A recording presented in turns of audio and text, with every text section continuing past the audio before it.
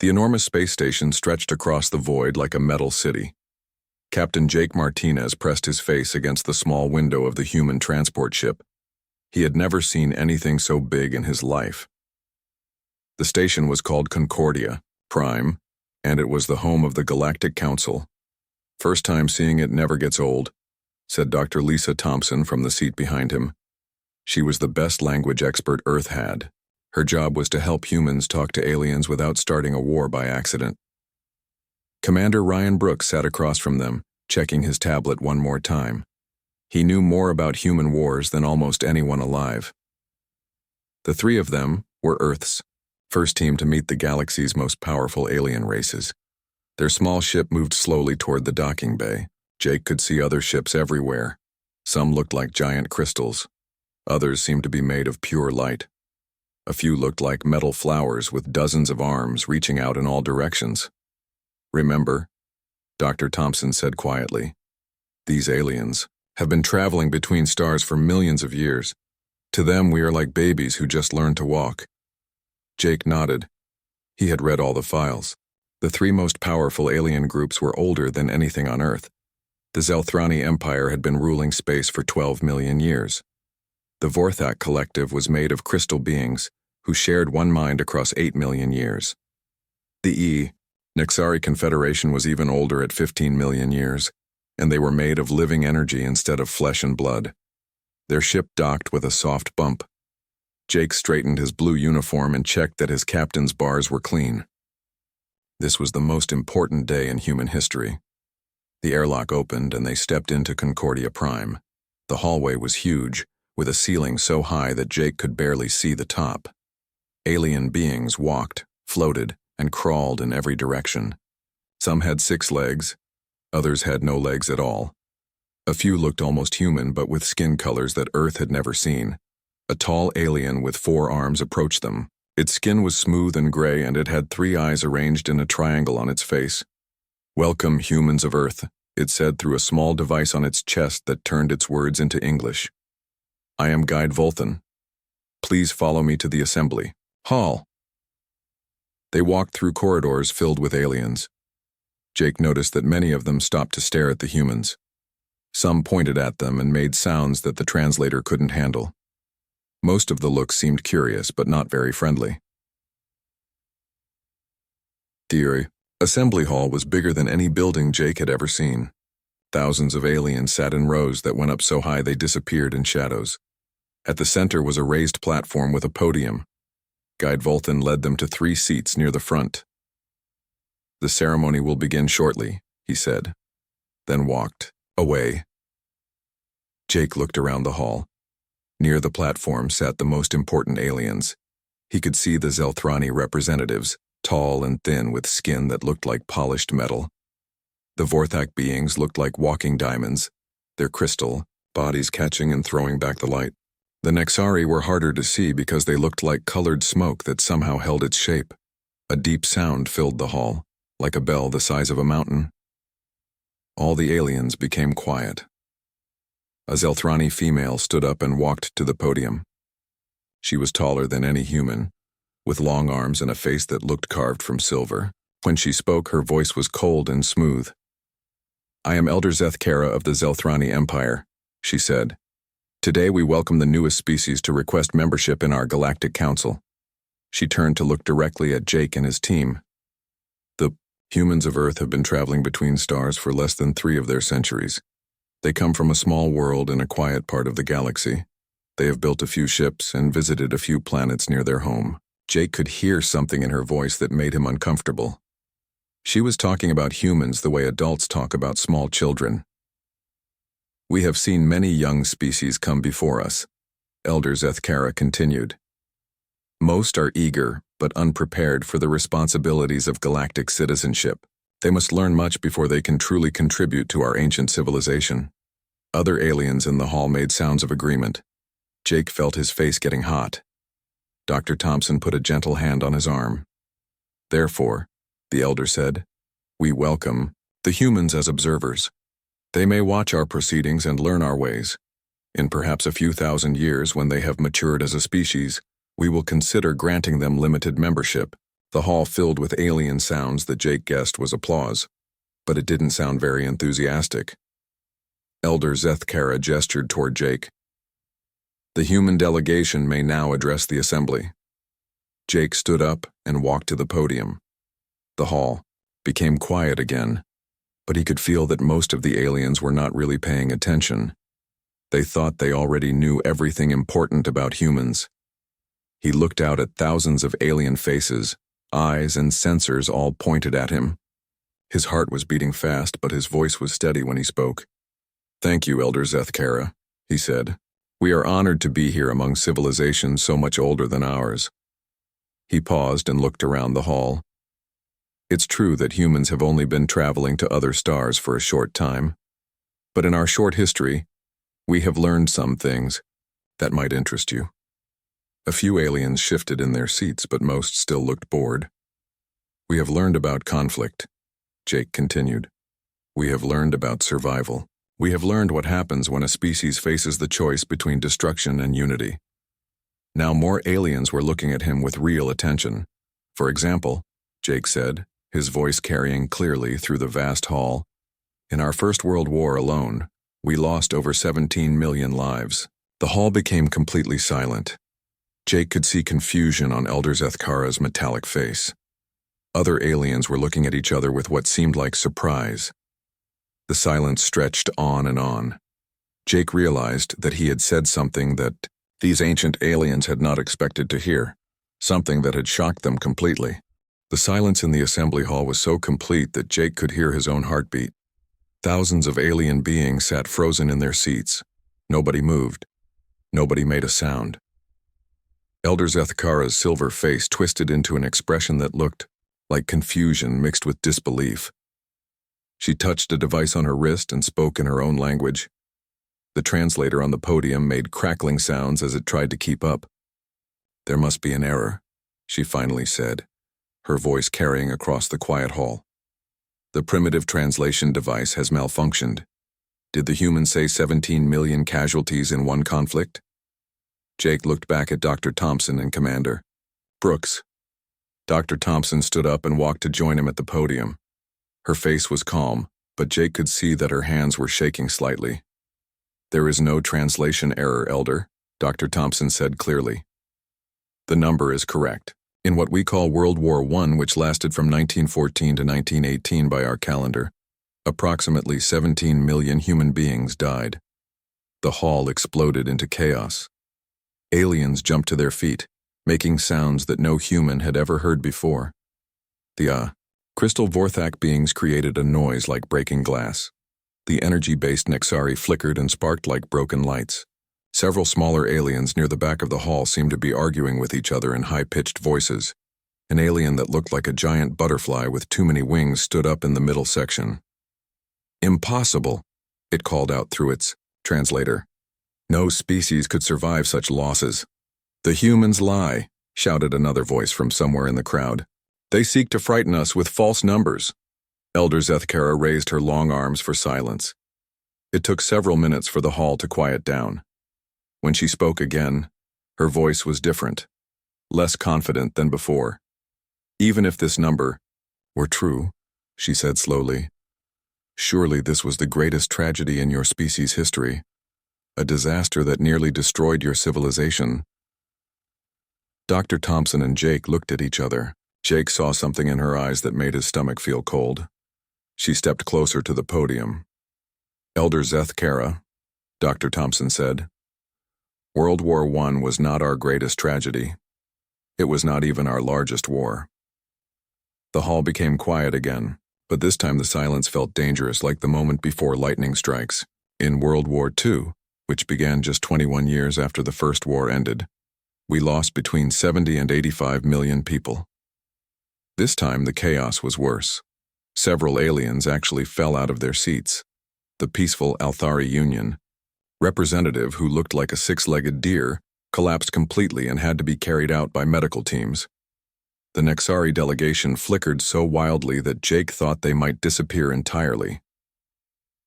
Commander Brooks walked to the podium and activated a holographic display system. Images began to appear in the air above the assembly hall. Jake had seen these pictures before, but they still made him feel sick. Trenches filled with mud and bodies. Bombed cities with nothing left but rubble. Massive battles with thousands of tanks and aircraft. Ships sinking in dark oceans. These conflicts, Brooks said in his steady military voice, took place on one planet, among one species, in less than 50 years of our history. The images kept coming.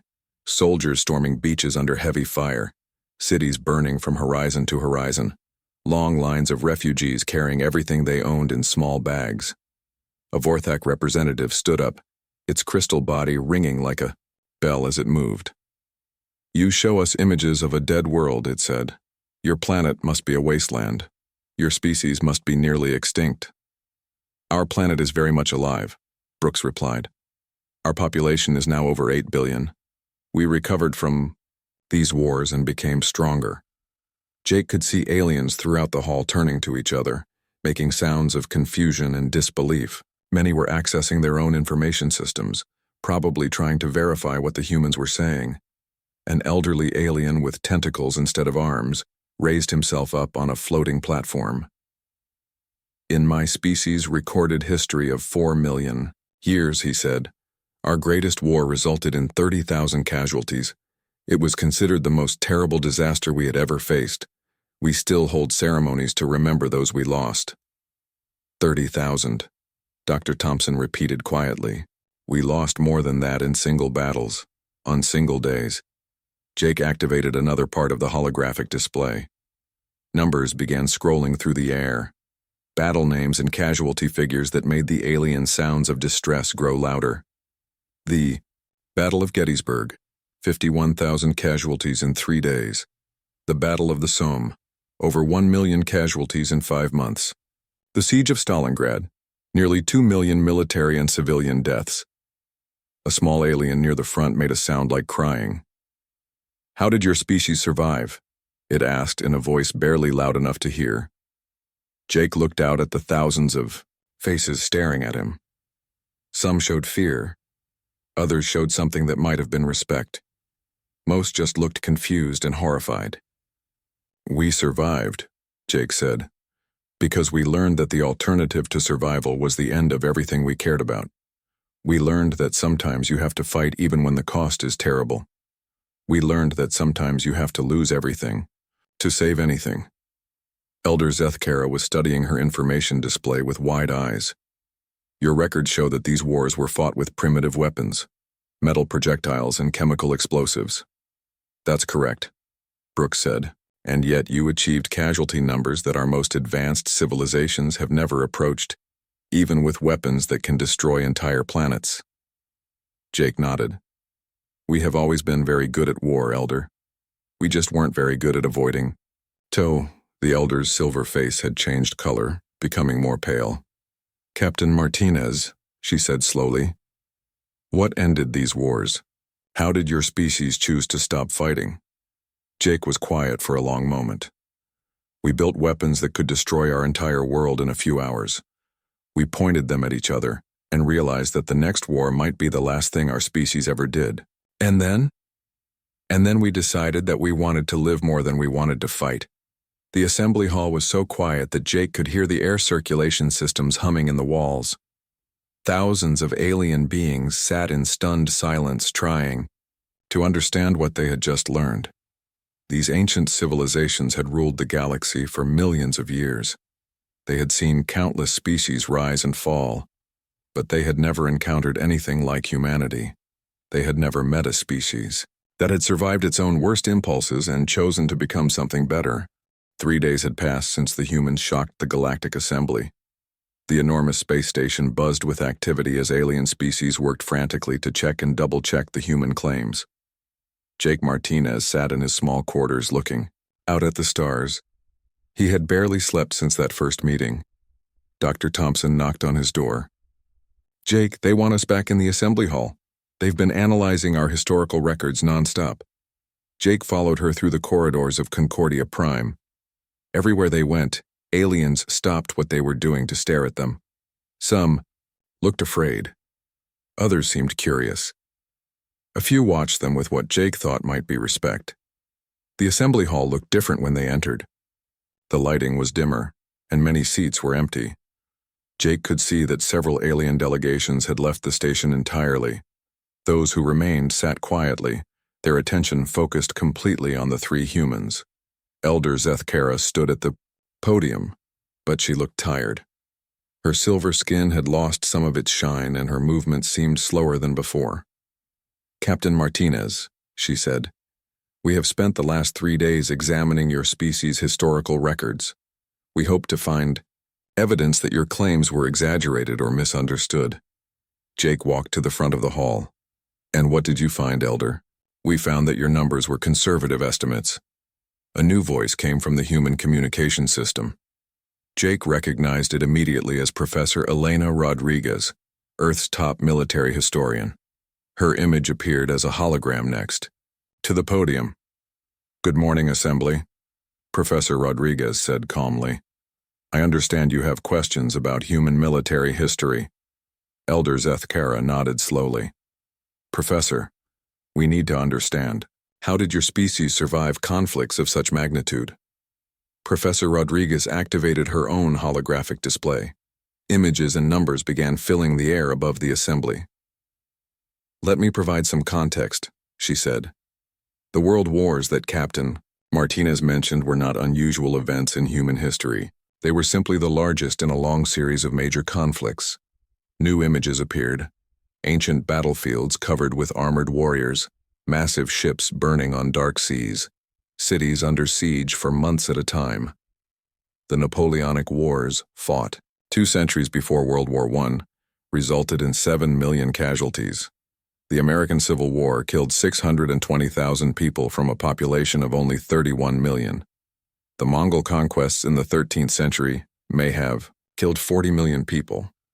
The An Lushan Rebellion in 8th century China resulted in 36 million deaths. A Vorthak representative stood up, its crystal body dim with shock. "These numbers, they represent wars fought with primitive weapons. Swords, spears, bows, and arrows," Professor Rodriguez confirmed. "Simple gunpowder weapons, early cannons." Jake could see aliens throughout the hall exchanging looks of disbelief. Some were accessing their information systems, probably running calculations to verify the human claims. "Professor," called out a Nexari delegate, its energy form flickering nervously, "surely your species learned to control this violence as you developed better technology?" Professor Rodriguez paused before answering. When she spoke again, her voice was very quiet. "We developed better technology. We used it to make our wars more efficient." New images appeared in the holographic display. Jake had seen them before, but they still made him feel cold inside. A bright flash of light over a city, a massive mushroom-shaped cloud rising into the sky. Buildings turned to shadows on broken ground. "This is the city of Hiroshima, Japan on August 6, 1945, Professor Rodriguez said. "A single weapon, dropped from a single aircraft, killed 80,000 people instantly. 3 days later we used a second weapon on the city of Nagasaki. Another 70,000 people died." The assembly hall was completely silent. Several aliens had covered their eyes or turned away from the images. "After we proved these weapons worked," Professor Rodriguez continued, "we built thousands more. Weapons capable of destroying entire continents. Weapons that could end all life on our planet in a matter of hours." An elderly alien with 6 arms raised himself up on a floating platform. His voice shook when he spoke. "You built weapons to destroy your own world?" "We built them to threaten each other," Jake said, stepping forward. "We pointed them at our enemies and said, 'Surrender or we will kill everyone you have ever cared about.'" "And your enemies?" "They built the same weapons and pointed them back at us." The alien delegation from the peaceful Corlin Federation stood up together. Their leader, who looked like a large bird with blue feathers, spoke in a voice filled with horror. "How many of your people died in this final war?" Professor Rodriguez shook her head. "The final war never came. We stood on the edge of destroying ourselves completely, and we chose to step back." Elder Zethkara leaned forward. "How?" "We talked instead of fought. We made agreements. We shared technology and resources instead of fighting over them. We learned that cooperation was more powerful than conquest. Jake looked out at the thousands of alien faces watching him. We didn't become peaceful because we were weak. We became peaceful because we were too strong. We learned that there are some fights where winning means everyone loses. A small alien in the back of the hall called, "Outbin, but you still have these terrible weapons?" "Yes," Jake admitted. "Thousands of them. But we have never used them in war again. Instead, we use them to power our cities and push our spaceships to other stars." Professor Rodriguez's image smiled sadly. We learned to turn our tools of destruction into tools of creation. We learned that the same knowledge that can end worlds can also save them. Commander Brooks stood up and walked to join Jake at the front. "The greatest victory in human history wasn't won on any battlefield," he said. "It was won in meeting rooms and laboratories and schools, where we chose to become better than we were." Elder Zethkara studied her information display for a long moment. When she looked up, her expression had changed completely.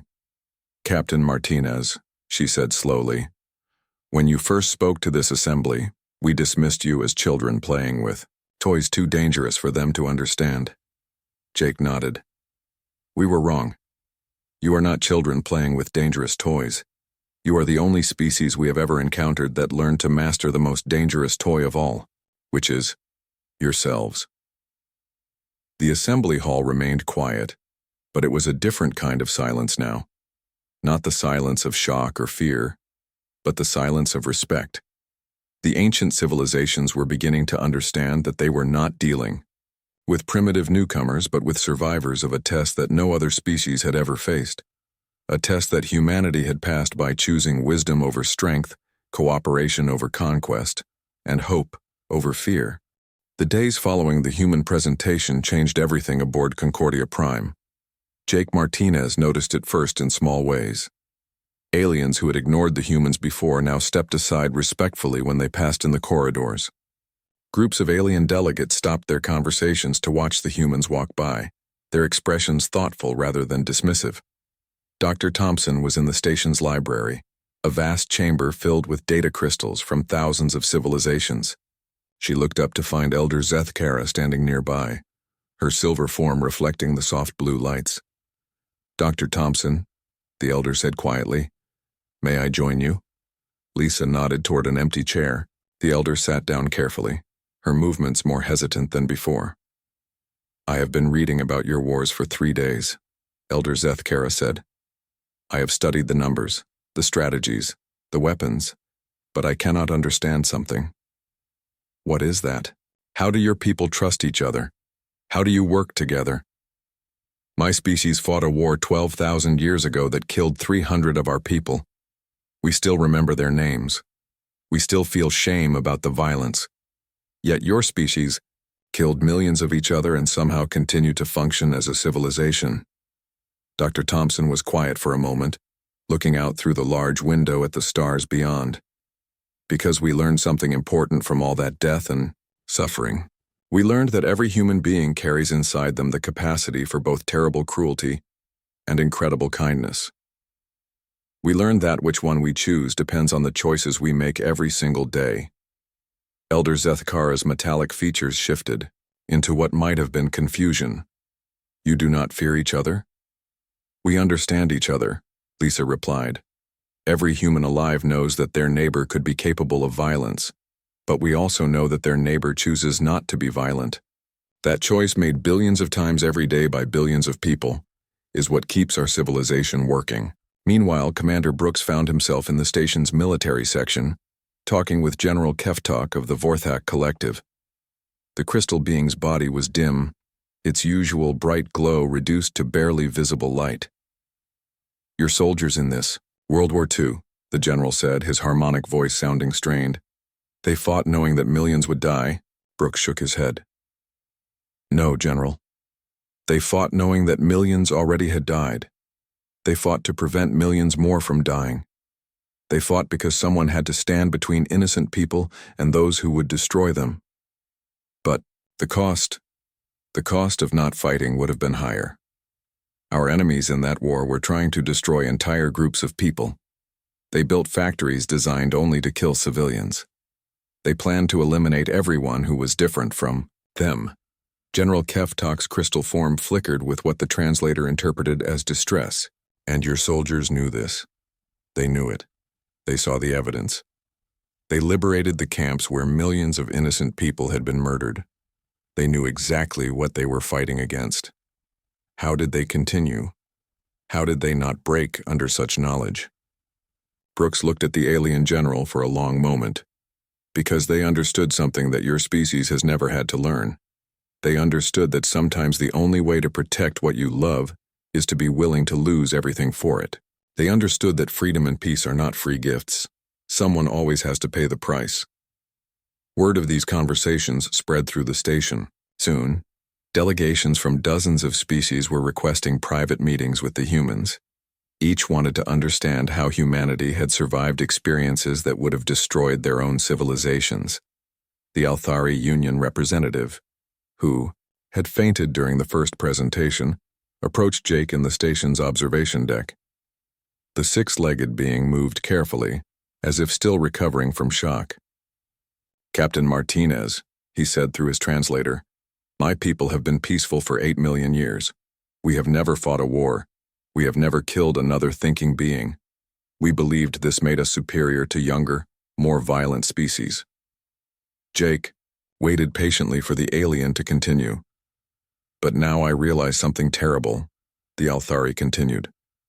We have been peaceful because we have never been tested. We have never faced a threat that required us to choose between our principles and our survival.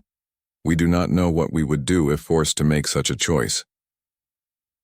Hopefully you will never have to find out, Jake said gently. But what if we do? What if someday a threat comes that cannot be reasoned with, cannot be negotiated with? What if we face enemies like the ones your people fought in your World War II? Jake looked out at the stars through the large window. Then you will discover what you are truly made of. You will find out whether your principles are strong enough to fight for, or whether they were just pretty ideas that only worked when they were never challenged. The news of humanity's violent past had spread beyond Concordia Prime. Across the galaxy, alien civilizations were having urgent meetings about what they had learned. Some species reacted with horror and called for humans to be banned from the galactic community. Others, particularly those with warrior traditions, expressed something approaching admiration. But the ancient civilizations that ruled the Galactic Council were having a harder time processing what they had learned. For millions of years, they had assumed that age brought wisdom, that longer existence meant greater understanding. The idea that a young species might have learned something they had not was difficult to accept. The Korath hegemony, a militant species that prided itself on its military tradition, sent a delegation to meet with Commander Brooks. Their leader, a massive being covered in thick armor, looked almost small next to the human commander. Commander Brooks, the Korath leader said, my people have studied warfare for 50,000 years. We consider ourselves the finest warriors in the galaxy. But your casualty numbers make our greatest battles look like minor disagreements. Brooks nodded respectfully. Your people fight with honor and skill. We have read about your military traditions. Yet you speak of battles where millions died in single campaigns. How is this possible? Because we were not fighting for honor or territory or resources, Brooks explained. We were fighting for survival. We were fighting for the right to exist. When the stakes are that high, every rule changes. The Korath leader was quiet for a long time. And you won these fights? We survived them. Sometimes that is the only victory that matters. By the end of the week, the entire dynamic aboard Concordia Prime had shifted. The ancient civilizations no longer looked at humanity as primitive newcomers who needed guidance. Instead, they began to see humans as survivors of trials that none of them had ever faced. Jake received a message requesting his presence at an emergency session of the Council of Elders. As he walked toward the meeting room, he realized that everything was about to change again. The galaxy's oldest and most powerful civilizations had spent a week learning about humanity's dark past. Now they had to decide what that knowledge meant for humanity's future among the stars. What they decided would determine whether Earth's children would be welcomed as equals or feared as a threat that needed to be contained. The next few hours would shape the relationship between humanity and the galaxy for generations to come. 2 weeks had passed since Captain Jake Martinez first spoke about human wars to the Galactic Assembly. Now he stood once again in the enormous hall, but everything felt different. The aliens who filled the thousands of seats no longer looked at the humans with boredom or dismissal. Instead, their attention was complete and respectful. Elder Zethkara walked to the podium with slow, deliberate steps.